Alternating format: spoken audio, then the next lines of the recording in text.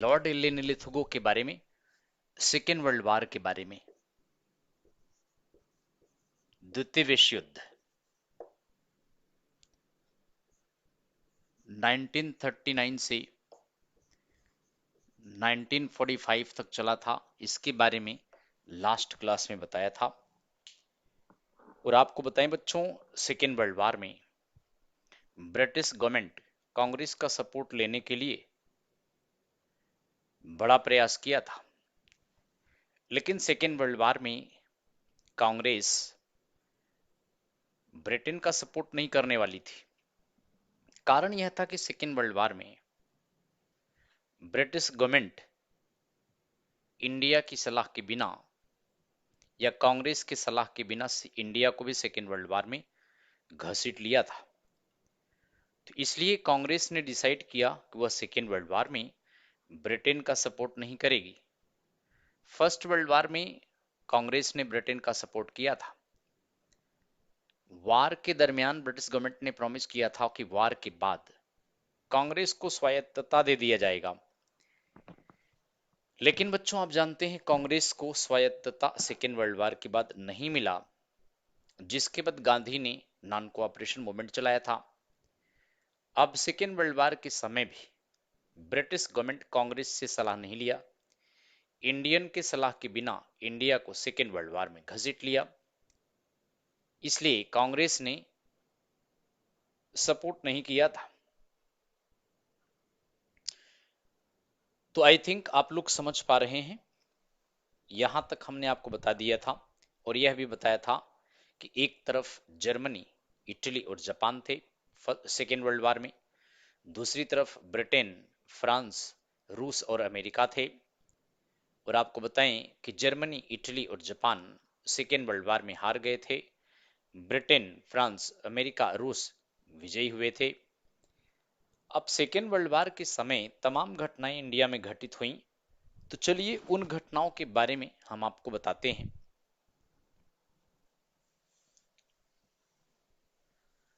तो बच्चों इसमें आप देखें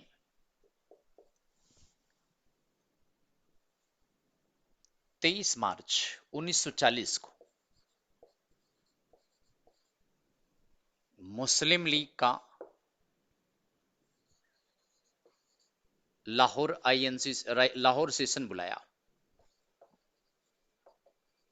तो मुस्लिम लीग का लाहौर अधिवेशन बच्चों,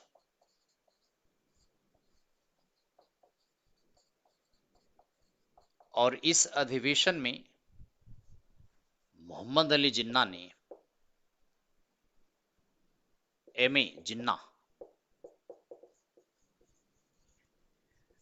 अलग देश पाकिस्तान की मांग किया था। पाकिस्तान अलग देश बनाने की मांग मोहम्मद अली जिन्ना ने किया था। 23 मार्च 1940 को एमए जिन्ना ने अलग देश पाकिस्तान बनाने की मांग किया था। इसलिए एमए जिन्ना को पाकिस्तान का जनक कहा जाता है, फादर ऑफ पाकिस्तान। मोहम्मद अली जिन्ना को पाकिस्तान का जनक कहा जाता है और 23 मार्च को पाकिस्तान डे होता है। तो पाकिस्तान दिवस 23 मार्च को मनाया जाता है बच्चों। पाकिस्तान डे होता है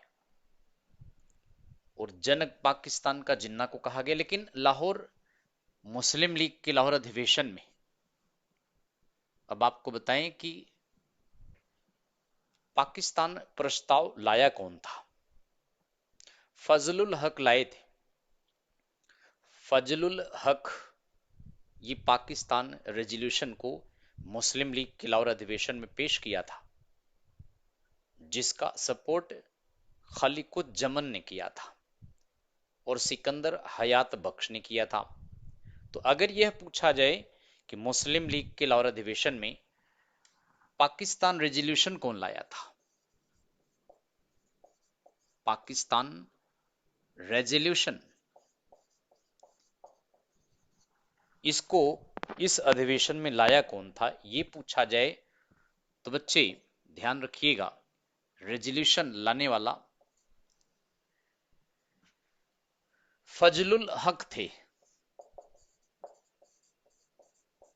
ये लाए थे।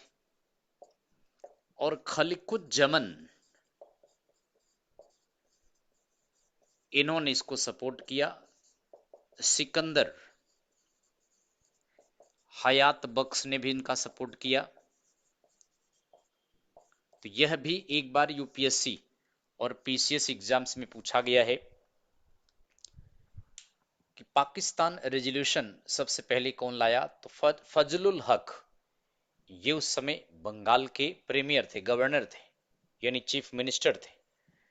तो इस तरह से पाकिस्तान की मांग किसने किया, मोहम्मद अली जिन्ना ने। यह भी ध्यान रखिएगा, जिन्ना ने पाकिस्तान की मांग किया था। कहां पर मांग किया बच्चे, मुस्लिम लीग के लाहौर अधिवेशन में डिमांड किया था। प्रस्ताव कौन लाया था, फजलुल हक लाए थे। बाकी इन्होंने आगे बढ़ाकर इसको सपोर्ट किया। तो ये बेहद इंपॉर्टेंट पॉइंट है। लेकिन आपको बता दें कि 1933 में ये पाकिस्तान शब्द किसने बनाया था, तो बच्चे पाकिस्तान को चौधरी रहमत अली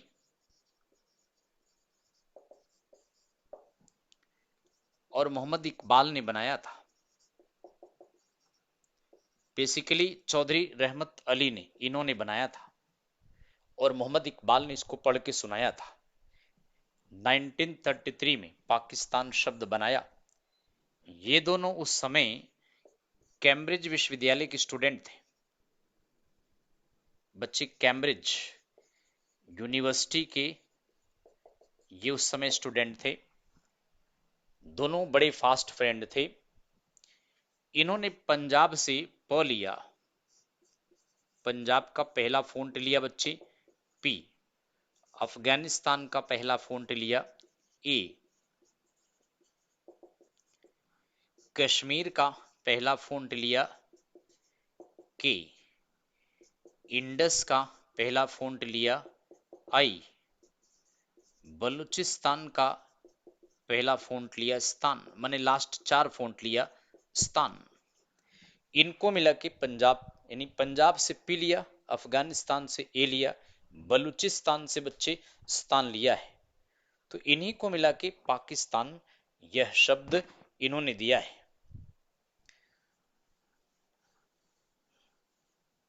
तो आई थिंक आप समझ रहे हैं, चौधरी रहमत अली ने पाकिस्तान शब्द बनाया है। तो चौधरी रहमत अली ने बनाया तो पंजाब से पी लिया,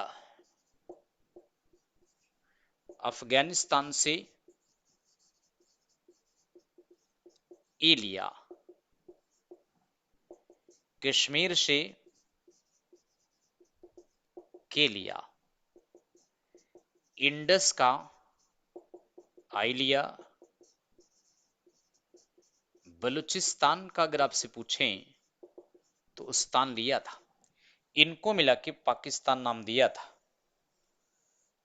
तो पाकिस्तान बनाने वाले चौधरी रहमत अली थे। इनके फास्ट फ्रेंड मोहम्मद इकबाल ने इसको मिला के पढ़ा था, वायस्ड बाई मोहम्मद इकबाल, वायस्ड बाई मोहम्मद इकबाल। लेकिन नाम पाकिस्तान इन्होंने बनाया था, यह सोच के बनाया था कि यह पवित्र स्थान है। बच्चों, पाक माने पवित्र यानी होली, स्थान माने प्लेस। इसका मतलब इन्होंने कहा यह पवित्र स्थान है, पाक स्थान है। इनको नहीं पता था कि इस पाक स्थान पर नापाक इरादे वाले लोग आएंगे। तो इनका मकसद कहा कि यह होली लैंड है। अच्छा, ये पांचों प्रांत उस समय नॉर्थ वेस्ट फ्रंटियर प्रोविंस में पड़ता था। तो बच्चों समझ में आ गया। Siddhu Kushwaha good morning, Vishwajeet Kumar Singh good morning. तो बताइए आप लोग इसको समझ पाए? Okay Neha, Ashish, good. तो इस तरह से ये पाकिस्तान बना था। पंजाब से पी लिया, अफगानिस्तान से ए लिया, कश्मीर से के लिया, इंडस का आई लिया, बलूचिस्तान से स्थान, हिंदी में पंजाब से प लिया, अफगानिस्तान से आ का डंडा लिया, कश्मीर से क लिया, सिंध से छोटी ई की मात्रा लिया, यहां इंडस को सिंध कहेंगे, सिंध से छोटी ई की मात्रा लिया, बलूचिस्तान से स्थान लिया था। लेकिन इस डेट को पाकिस्तान अलग देश बनाने की मांग जिन्ना ने किया था, इसलिए 23 मार्च को प्रतिवर्ष पाकिस्तान दिवस होता है। एम ए जिन्ना को पाकिस्तान का जनक कहा जाता है। मुस्लिम लीग के लाहौर अधिवेशन में मुस्लिम लीग के लाहौर अधिवेशन में पाकिस्तान रेजोल्यूशन फजलुल हक ने पेश किया था। खलिकुज्जमन सिकंदर हयात बख्श ने इसका सपोर्ट किया था। तो यह वही समय था जब पाकिस्तान जिन्ना की जिद थी कि पाकिस्तान मुसलमानों के लिए अलग देश बने, और जिन्ना अंत तक इस जिद पर अड़ा रहा। गांधी ने यह कहा था पाकिस्तान उनकी लाश पर बनेगा। अंत में गांधी को दो देश की बात स्वीकार करना पड़ा था। तो आप तो सभी जानते हैं टू नेशंस थ्योरी जब गांधी ने स्वीकार किया तभी जाके आगे माउंटबेटन योजना में इसको लाया गया था। बच्चों,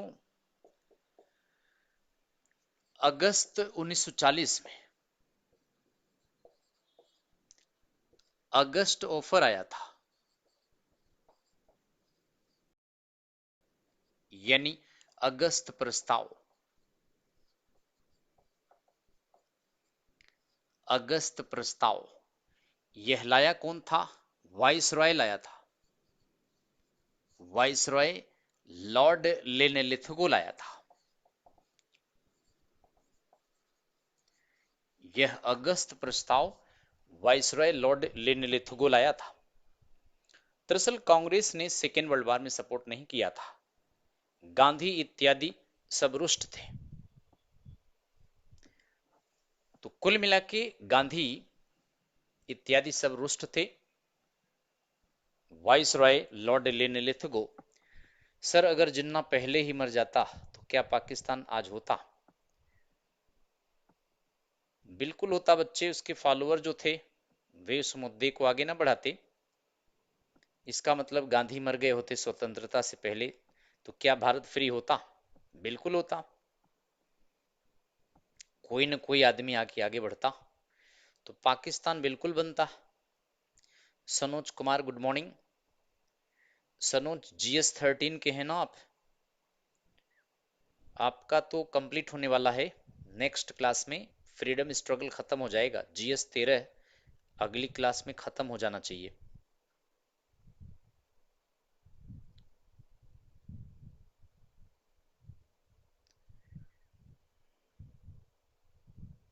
तो आपका GS 13 का एंशियंट मेडिवल सब हो गया है और यह मॉडर्न चल रहा है।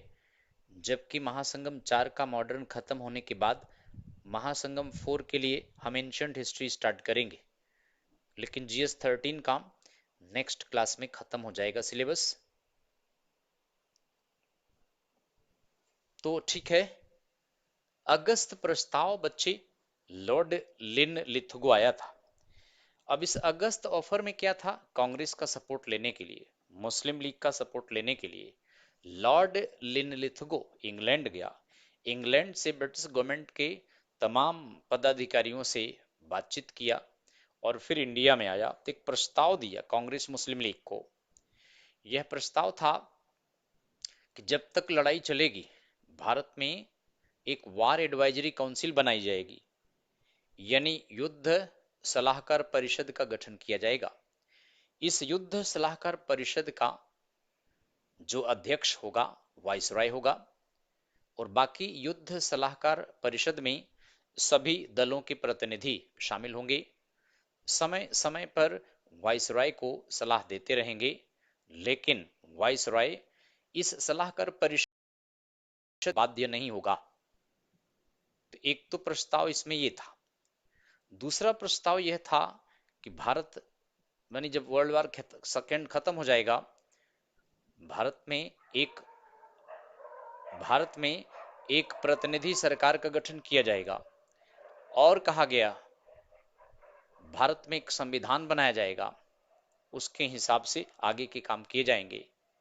और यह कहा गया, कांग्रेस के द्वारा कहा गया कि तुरंत तत्काल इस अगस्त ऑफर के अगेंस्ट में गांधी ने कहा कि तुरंत एक केंद्र में सेंटर में नेशनल प्रोविजनल गवर्नमेंट बनाया जाए, कि एक केंद्र में अस्थायी सरकार का गठन किया जाए।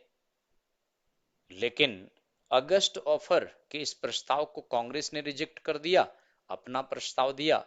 कांग्रेस ने इनके प्रस्ताव यानी अंग्रेजों के प्रस्ताव को नहीं माना, और मुस्लिम लीग ने भी प्रोटेस्ट किया। और जबकि कांग्रेस चाहती थी कि तत्काल इंडिया में एक नेशनल अस्थायी सरकार की मांग किया था। यानी कुल मिला के अगस्त ऑफर फ्लॉप हो गया था, फेल हो गया था।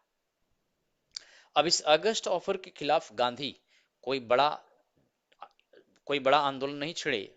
सोचा कि इस समय वर्ल्ड वार चल रहा है, अगर वह इंडिया में कोई बड़ा युद्ध छेड़ देते हैं तो हिंसा हत्या होगी, और जबकि गांधी हत्या हिंसा के खिलाफ थे। इसलिए गांधी ने अगस्त ऑफर के खिलाफ बच्चों इस प्रस्ताव के खिलाफ 1941 में गांधी ने व्यक्तिगत सत्याग्रह की घोषणा किया। गांधी डिक्लेयर्ड इंडिविजुअल सत्याग्रह।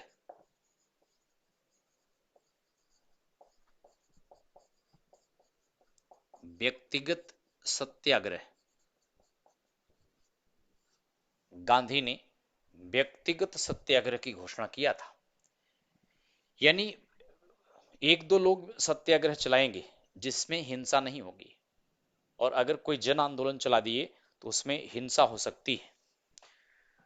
तो बिल्कुल सनोज कुमार, आपका सिलेबस फ्रीडम स्ट्रगल ये चल रहा है। नेक्स्ट क्लास में फ्रीडम स्ट्रगल खत्म हो जाएगा तो आपका सिलेबस भी खत्म हो जाएगा।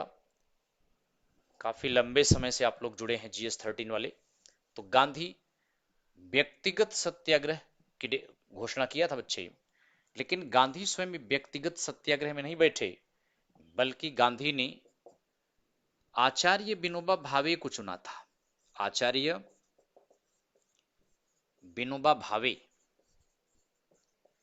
ये प्रथम व्यक्तिगत सत्याग्रही थे। व्यक्तिगत सत्याग्रही।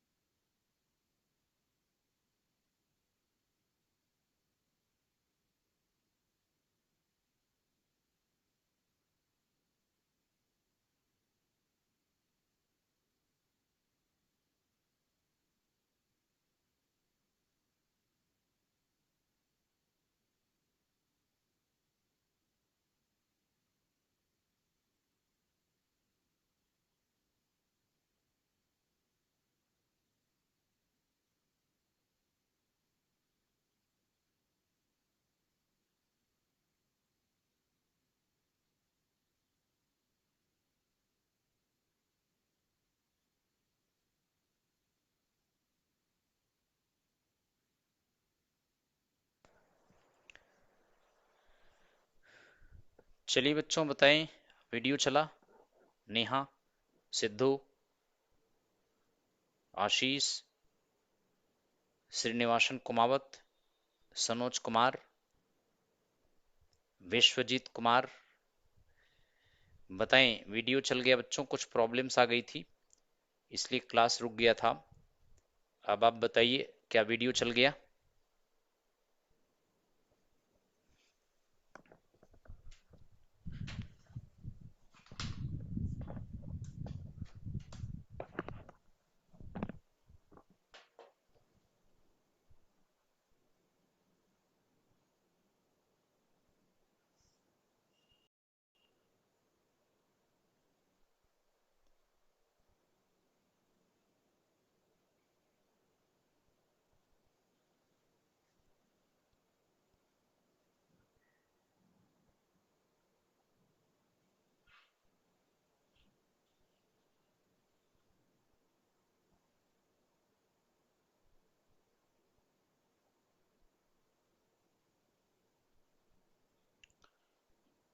बोलिए, अगर आपको आवाज मिल पा रही तो बताएं। वीडियो चल गया बच्चों?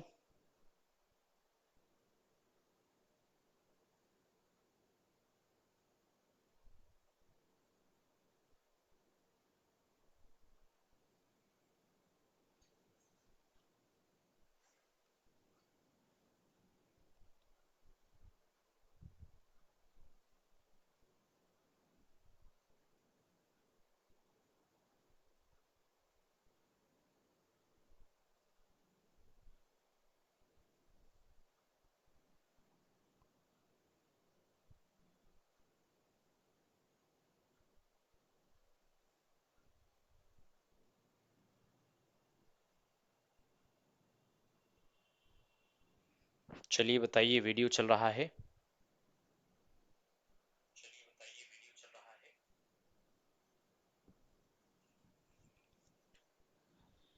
ओके, चलिए फिर क्लास को स्टार्ट करते हैं आगे की तरफ, और फिर यहां से आगे की तरफ आपको बताते हैं।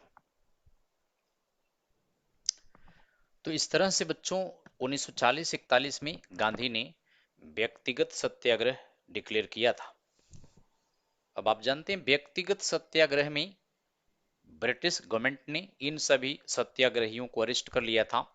आचार्य विनोबा भावे वैसे तो पहले व्यक्तिगत सत्याग्रही थे, लेकिन यहाँ खास बात हम आपको बताते हैं कि आचार्य विनोबा भावे अगर फेमस हैं तो इन्होंने एक आंदोलन चलाया था, भूदान यज्ञ मूवमेंट। इनका यह आंदोलन बड़ा फेमस था, भूदान यज्ञ मूवमेंट चला था।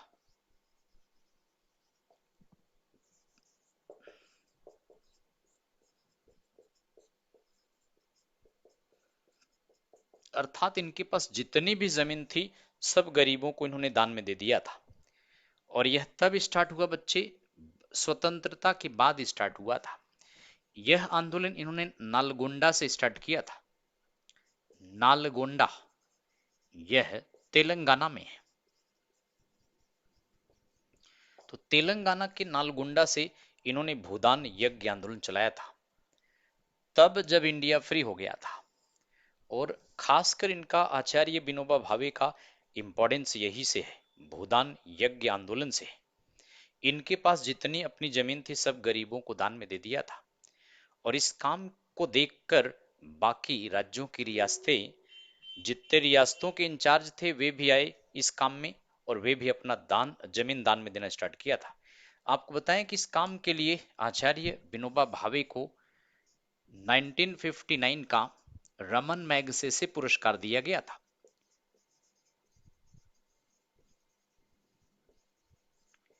इस काम के लिए आचार्य विनोबा भावे को रमन मैगसेसे पुरस्कार दिया गया था, और यह पुरस्कार फिलीपींस गवर्नमेंट के द्वारा दिया जाता है। फिलीपींस की कैपिटल मनीला से दिया जाता है। इसे पाने वाले आचार्य विनोबा भावे पहले भारतीय थे बच्चों। तो रमन मैगसेसे पुरस्कार यह फिलीपींस की गवर्नमेंट के द्वारा दिया जाता है, फिलीपींस सरकार के द्वारा दिया जाता है, और इसको एशिया का नोबेल प्राइज कहते हैं। इसे पाने वाले पहले इंडियन अगर आपसे पूछा जाए तो आचार्य विनोबा भावे थे। किस काम के लिए? इनके पास जितनी भी जमीन थी सब गरीबों को दान में दे दिया था, इसलिए भूदान यज्ञ आंदोलन के लिए इनको जाना जाता है। बच्चों इनको देखकर जैसा कि हमने आपको बताया कि भारत की तमाम रियासतों के इंचार्ज, तमाम रियासतों के मालिक, वह भी भूदान यज्ञ आंदोलन में बढ़ चढ़कर हिस्सा लिया, गरीबों को अपना जमीन दान में देना स्टार्ट किया था। तो चलिए आगे की तरफ ले चलते हैं और अगला पॉइंट आपको बताते हैं। तो व्यक्तिगत सत्याग्रह आंदोलन गांधी का यह सफल नहीं रहा, और उधर अगस्त ऑफर भी असफल रहा। ब्रिटिश गवर्नमेंट तमाम तरकीब लगा रही थी कि कांग्रेस का किसी न किसी तरह से सपोर्ट लेना, लेकिन कांग्रेस भी जिद पर अड़ गई थी। अब देखिए 1941 में व्यक्तिगत सत्याग्रह असफल होने के बाद बच्चों एक और प्रयास किया। 1942 में क्रिप्स मिशन प्रस्ताव आया।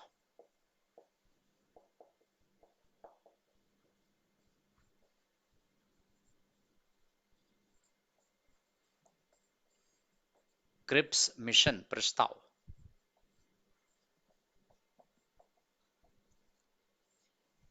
1942 में।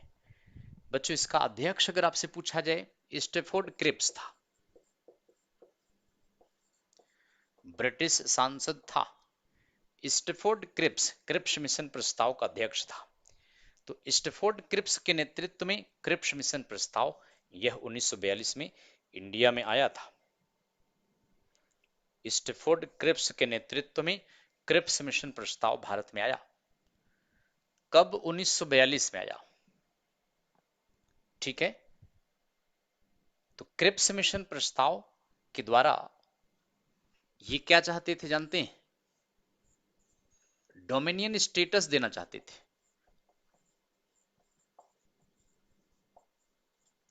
यानी स्वायत्तता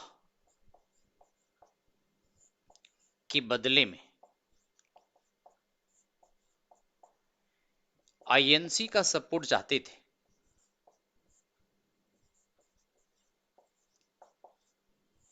किसमें? सेकेंड वर्ल्ड वॉर में। ये क्रिप्स मिशन प्रस्ताव भारत भेजा गया। क्रिप्स मिशन प्रस्ताव को भारत भेजने के पीछे क्या लॉजिक था? क्रिप्स मिशन प्रस्ताव के द्वारा कांग्रेस को अपनी तरफ लुभा लेंगे। स्टेफोर्ड क्रिप्स ब्रिटिश पार्लियामेंट का एक सांसद था।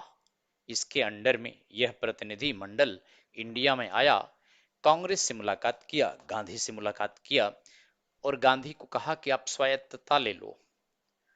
स्वायत्तता तत्काल देने को तैयार थे। स्वायत्तता का मतलब आधी स्वतंत्रता। आपको बताएं कि फर्स्ट वर्ल्ड वॉर में ब्रिटिश गवर्नमेंट ने डोमिनियन स्टेटस देने का प्रॉमिस किया था, वार के बाद दिया नहीं था। अब सेकेंड वर्ल्ड वॉर के समय ब्रिटिश गवर्नमेंट स्वायत्तता देने आई थी, यानी आधी स्वतंत्रता। गांधी ने कहा कि स्वायत्तता से बात नहीं बनेगी, हमें पूर्ण स्वतंत्रता चाहिए, यानी वार के बाद हमें कंप्लीट इंडिपेंडेंस चाहिए। अगर कंप्लीट इंडिपेंडेंस देने का प्रस्ताव आप रखते हो, लिखित में देते हो, तो हम सेकेंड वर्ल्ड वॉर में ब्रिटेन का सपोर्ट करेंगे, अन्यथा हम एक बड़ा आंदोलन लॉन्च करेंगे। स्टेफोर्ड क्रिप्स ने पूर्ण स्वतंत्रता का प्रस्ताव से मना कर दिया, केवल डोमिनियन स्टेटस देने की बात कही थी, फुल इंडिपेंडेंस के प्रस्ताव से मना कर दिया। गांधी ने इस प्रस्ताव को बीते तिथि का चेक कहकर इस प्रस्ताव का बहिष्कार किया और इस प्रस्ताव के अगेंस्ट में गांधी ने भारत छोड़ो आंदोलन लॉन्च कर दिया था बच्चों। तो क्रिप्स मिशन प्रस्ताव के खिलाफ इसको गांधी ने क्या कहा बच्चे? Gandhi called it post dated cheque.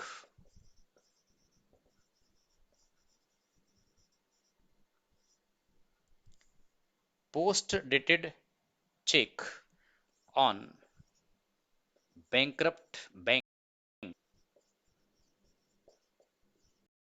यह बात कहा था। इस प्रस्ताव को बीते तिथि का चेक कहा था, अर्थात दिवालिया होती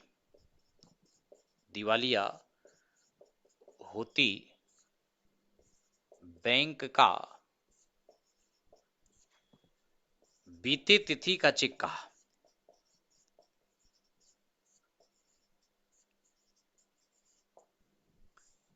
तो इस तरह से बच्चों दिवालिया होती बैंक का बीते तिथि का चेक कहकर गांधी ने क्रिप्स मिशन प्रस्ताव का बॉयकॉट किया और 8 अगस्त 1942 को बॉम्बे के गवालिया टैंक पार्क से भारत छोड़ो आंदोलन लॉन्च किया था। इस प्रस्ताव के खिलाफ नेहरू ने इसको बच्चे ब्लैंक चेक कहा था, दिवालिया होती बैंक का ब्लैंक चेक कहा, खाली चेक कहा था। तो स्टेफोर्ड क्रिप्स ये प्रस्ताव लेकर कांग्रेस के पास आया था कि सेकेंड वर्ल्ड वॉर में सपोर्ट करो, स्वायत्तता ले लो। गांधी ने कहा नहीं, हमें पूर्ण स्वतंत्रता चाहिए, अगर कंप्लीट इंडिपेंडेंस देते हो तो बात बनेगी, अन्यथा कोई बात नहीं होगी। तो इस तरह से गांधी ने क्रिप्स मिशन प्रस्ताव के अगेंस्ट में 8 अगस्त 1942 को क्विट इंडिया मूवमेंट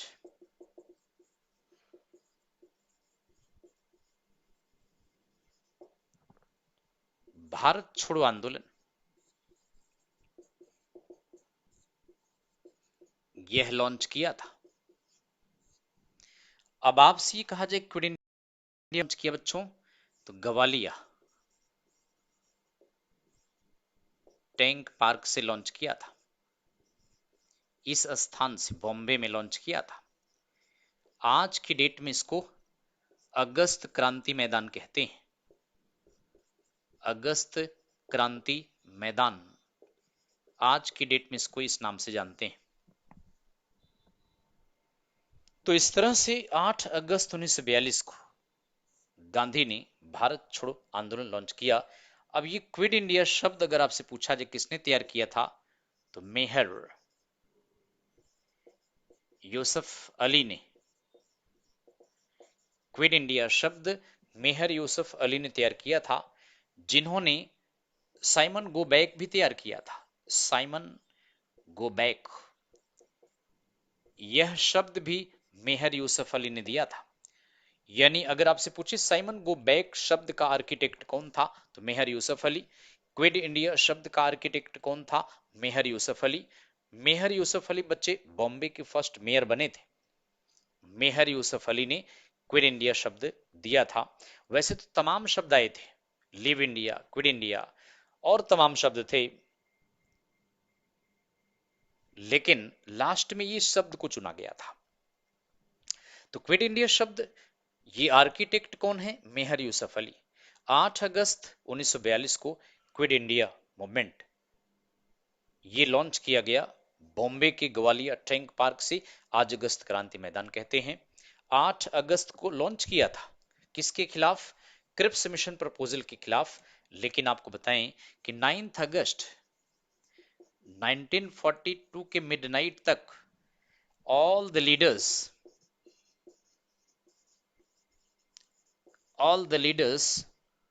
वर imprisoned। सभी जितने भी नेशनल लीडर थे, ऑल द लीडर्स का मतलब नेशनल लीडर्स, सभी राष्ट्रीय नेता जो यहां पर आए थे, इन सब को गिरफ्तार कर लिया गया। अहमदनगर किले को जेल बना दिया था। अहमदनगर फोर्ट को बच्चे जेल में कन्वर्ट कर दिया था। तो सभी नेताओं को अरेस्ट करके अहमदनगर जेल में कैद कर लिया। गांधी गांधी को बच्चे आगा खान पैलेस में, गांधी को आगा खान पैलेस में, पुणे के आगा खान पैलेस में रखा गया था। गांधी और कस्तूरबा, गांधी और कस्तूरबा को आगा खान पैलेस में बंदी बना के रखा गया था। और आपको बताएं कस्तूरबा 1944 में कस्तूरबा बंदी जीवन में ही मर गई थी। यानी 1944 में कस्तूरबा का देहांत आगा खान पैलेस में हुआ था, तब गांधी को रिलीज किया गया था। तो इस तरह क्विट इंडिया मूवमेंट में जितने भी नेशनल लीडर बॉम्बे गए थे, ग्वालियर टैंक पार्क में जितने भी नेता गए थे, सबको अरेस्ट कर लिया गया। और महाराष्ट्र में अहमदनगर किले को जेल में तब्दील करके वहीं सबको बंद कर दिया गया। सभी नेशनल लीडर ब्रिटिश गवर्नमेंट के कस्टडी में थे।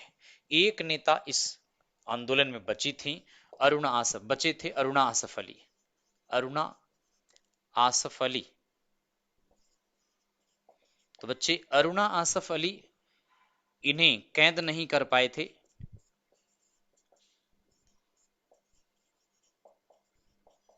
ये अंडरग्राउंड हो गए थे, ये बच गए थे नेशनल लीडर में। बाकी जितने भी नेशनल लीडर थे सबको अरेस्ट कर लिया गया था। गांधी ने बच्चों इसी आंदोलन में गांधी ने करो या मरो का नारा दिया था, डू और डाई। यह स्लोगन महात्मा गांधी ने क्विट इंडिया मूवमेंट के समय में दिया था, करो या मरो। अर्थात या तो हम फ्रीडम लेकर रहेंगे या फिर फ्रीडम के लिए मर जाएंगे। तो इस तरह से गांधी ने क्विट इंडिया मूवमेंट 8 अगस्त 1942 को लॉन्च किया था। 9 अगस्त के मिडनाइट तक जितने भी नेता थे सबको अरेस्ट कर लिया गया था। एक नेता अरुणा आसफ अली बचे, ये अंडरग्राउंड थे इसलिए बच गए। अकेला चना बाहर नहीं फोड़ता, एक नेता कुछ नहीं कर सकता है बच्चे, एक नेता के बस की बात नहीं थी।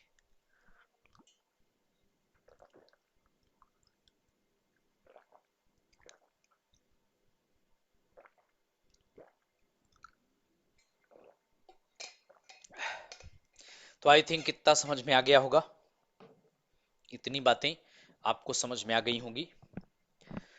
कोई डाउट है तो आप अवश्य पूछें। बीच में नेट चला गया था मेरा, इसलिए प्रॉब्लम्स आ गई थी, अब चल रहा है ठीक।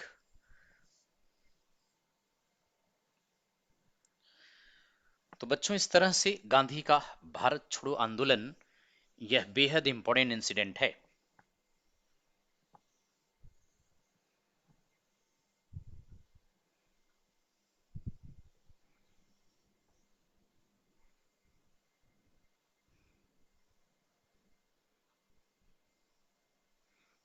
भारत छोड़ो आंदोलन गांधी का बेहद इंपॉर्टेंट है। 9 अगस्त 1942 को सभी नेता अरेस्ट हो गए। 11 अगस्त 1942 को, इस डेट को, common man broke out like volcano. Common man broke out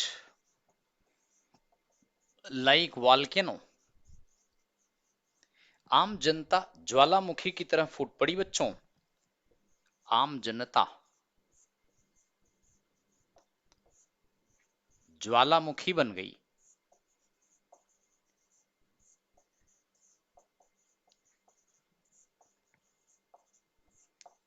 आम जनता ज्वालामुखी की तरह फूट पड़ी थी। Pintu Kumar, good afternoon. तो बच्चों, समझ में आ रहा है ना पिंटू?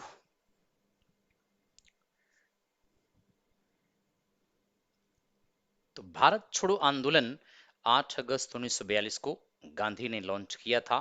ग्वालियर टैंक पार्क से, कई बार ये पूछा गया है कहां से लॉन्च किया था, तो ग्वालियर टैंक पार्क से लॉन्च किया था। ओके पिंटू। तो बाकी बच्चे भी बताएं, कोई डाउट है पूछें, अन्यथा हम आगे की तरफ बढ़ते हैं।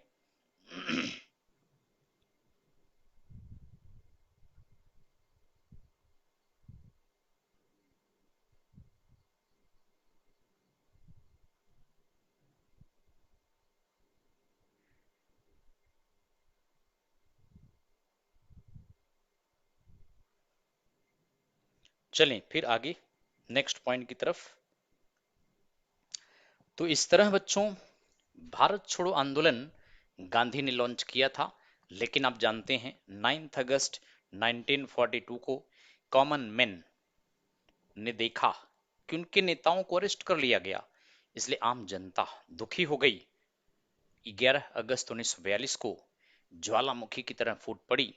जहां भी अंग्रेजों को पाया वहीं उड़ा दिया, घरों में घुस के मारा, अंग्रेजों को कहीं सड़क पर देखा तो वहां भी मारा।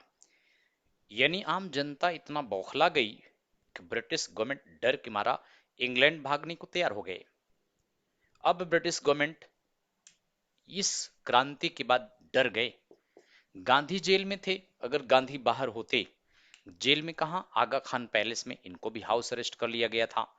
अगर गांधी बाहर होते तो शायद ये हत्या या हिंसा ना हो पाती। गांधी अंदर जेल में, आगा खान पैलेस हाउस कस्टडी में, आम जनता बाहर। जनता ने ऐसा जलवा दिखाया, ऐसा खून बहाया कि अंग्रेज डर गए, भागने को तैयार हो गए थे।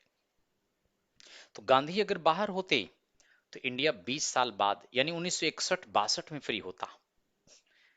गांधी अगर बाहर होते तो इंडिया 1961-62 में फ्री होता बच्चे। लेकिन जनता ने ऐसा करिश्मा कर दिखाया कि जनता बाहर, नेता जेल में, ब्रिटिश गवर्नमेंट को मारकाट करने लगे। इसलिए गांधी का क्विट इंडिया मूवमेंट अगर आपसे पूछा जाए, क्विट इंडिया मूवमेंट, यह आंदोलन बच्चे पूछा जाए तो इसको लीडरलेस मूवमेंट कहा जाता है।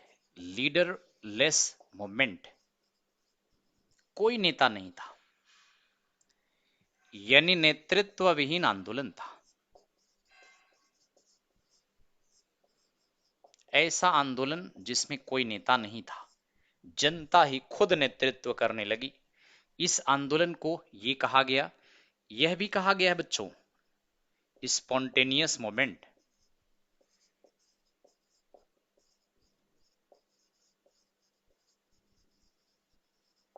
यानी स्वतः स्फूर्ति आंदोलन भी कहा गया है। यानी आम जनता ज्वालामुखी की तरह खुद ही पार्टिसिपेट किया, या बच्चों इसे कहा जाता है fully violent movement. Fully violent movement यानी पूर्ण हिंसात्मक आंदोलन कहा गया है।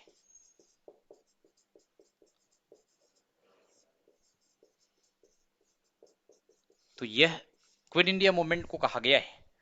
स्वतः स्फूर्ति आंदोलन का मतलब होता है कि आम जनता स्वयं इसमें शामिल हुआ। नेता कोई नहीं था, एक नेता बची थी, अरुणा असफली, अकेला चना भाड़ नहीं फोड़ सकता। इसलिए गांधी का भारत छोड़ो आंदोलन, भारत छोड़ो आंदोलन बच्चों पूर्ण रूप से हिंसात्मक आंदोलन बन गया था। जैसा कि आपको बताया, अगर गांधी बाहर होते तो यह इंडिया 1961-62 में जाके फ्री होता।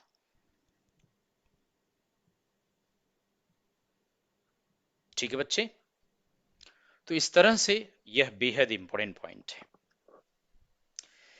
अब आप देखिए गांधी को छोड़ा कब गया था, आप सभी जानते हैं, भी आपको नहीं बताया। गांधी आगा खान पैलेस में थे। दरअसल 1944 में गांधी को आगा खान पैलेस से छोड़ा गया था। आगा खान पैलेस पुणे में है। यहां से गांधी को तब छोड़ा गया जब कस्तूरबा का देहांत हो गया था। और आप सभी जानते हैं कस्तूरबा का देहांत डिटेंशन में हुआ था। कस्तूरबा गांधी का देहांत आगा खान पैलेस में बंदी जीवन में हुआ था, तब जाके गांधी को छोड़ा गया था। चलिए आगे की तरफ चलते हैं। नेक्स्ट पॉइंट हम आपको बताते हैं। 1942 में आजाद हिंद फौज का गठन भी किया गया था। 1942 में आजाद हिंद फौज का गठन इसी समय हुआ था। तो 1942 में कैप्टन मोहन सिंह,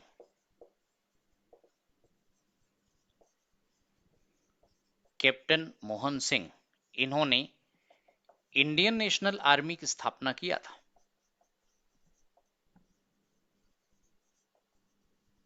बच्चे इसको आजाद हिंद फौज भी कहते हैं।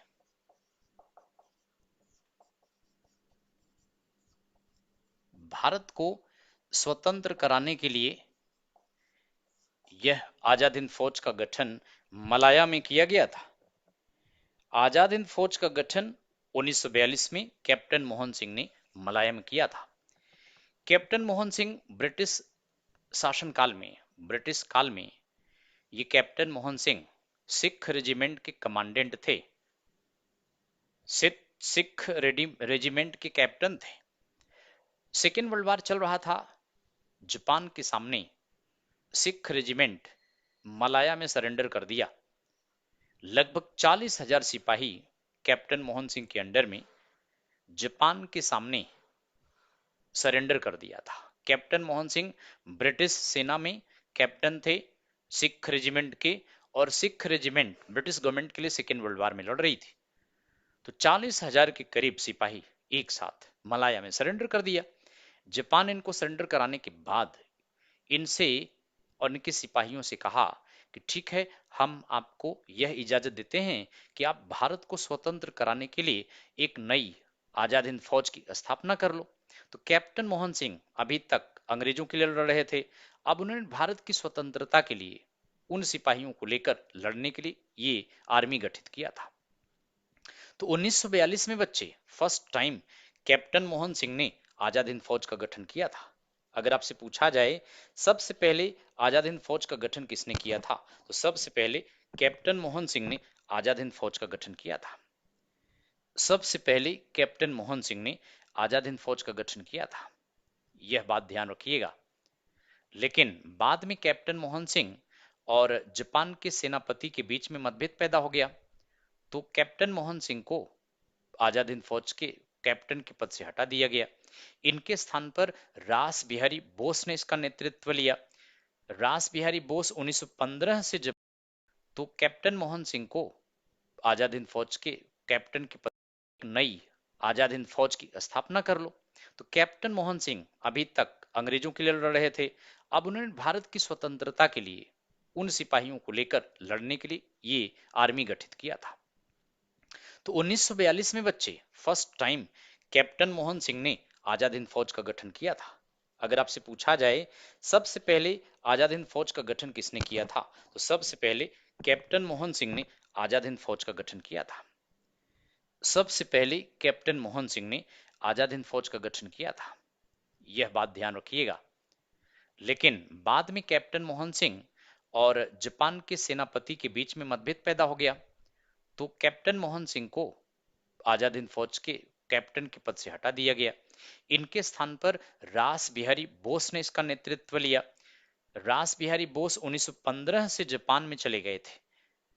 दिल्ली में 1912 में लॉर्ड हार्डिंग सेकेंड पर बम फेंकने के बाद रास बिहारी बोस 1915 में जापान चले गए, वहीं शरण लिया था। तो जापान ने और वहां की सेना के कमांडेंट ने रास बिहारी बोस को कहा कि आप कैप्टन मोहन सिंह के स्थान पर जिम्मेदारी ले लो। लेकिन रास बिहारी बोस ने स्वयं के स्थान पर इन्होंने सुभाष चंद्र बोस को सपोर्ट किया। सुभाष चंद्र बोस बच्चे 1941 में इंडिया से भेष बदलकर काबुल के रास्ते वे जर्मनी चले गए थे। एडोल्फ हिटलर से मिले थे। एडोल्फ हिटलर ने सुभाष चंद्र बोस को नेताजी की टाइटल दिया था।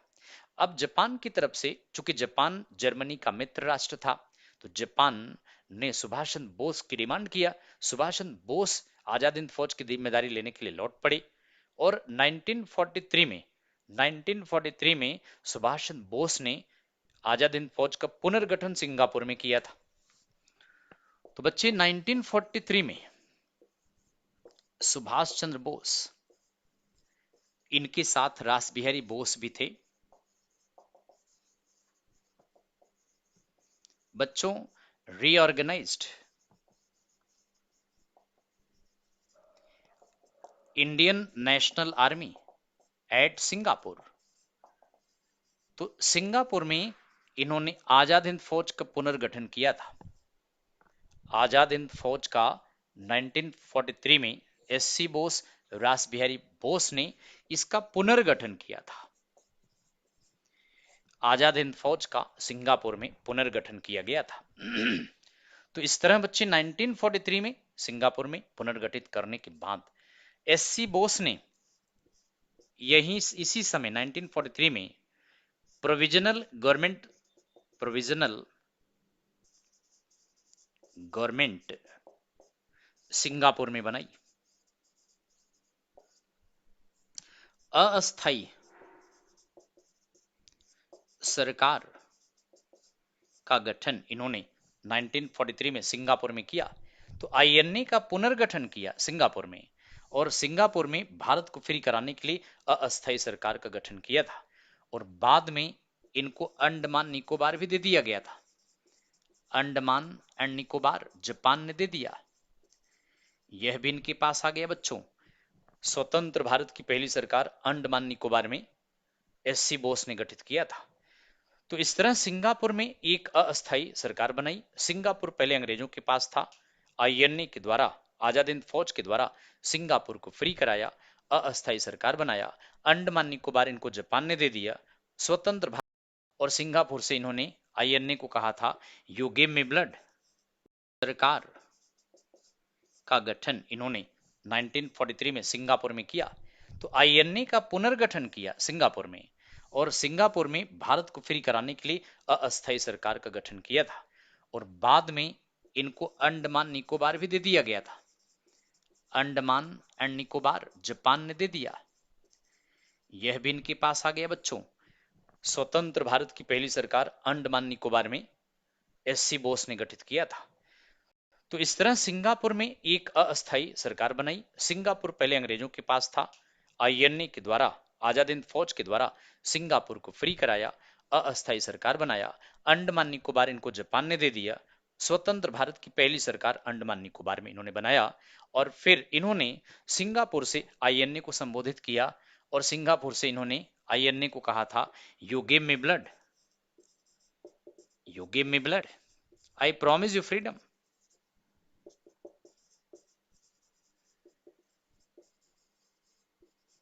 तुम मुझे खून दो, मैं तुम्हें आजादी दूंगा, you give me blood I promise you freedom. एक तो यह कहा था। दूसरा कहा कि March two Delhi, March two Delhi, कहा बच्चों दिल्ली चलो, यह भी नारा दिया। और यह भी कहा था जय हिंद। तो इस तरह से सिंगापुर में इन्होंने स्लोगन दिया। अंडमान निकोबार में स्वतंत्र भारत की सरकार का गठन भी किया। So these are very important points. लेकिन अगर आपसे ये पूछा जाए बच्चों, ध्यान देने, अगर आपसे ये कहा जाए कि सबसे पहले आजाद हिंद फौज बनाने की सिफारिश किसने किया था, सबसे पहले आजाद हिंद फौज बनाने के लिए किसने कहा था?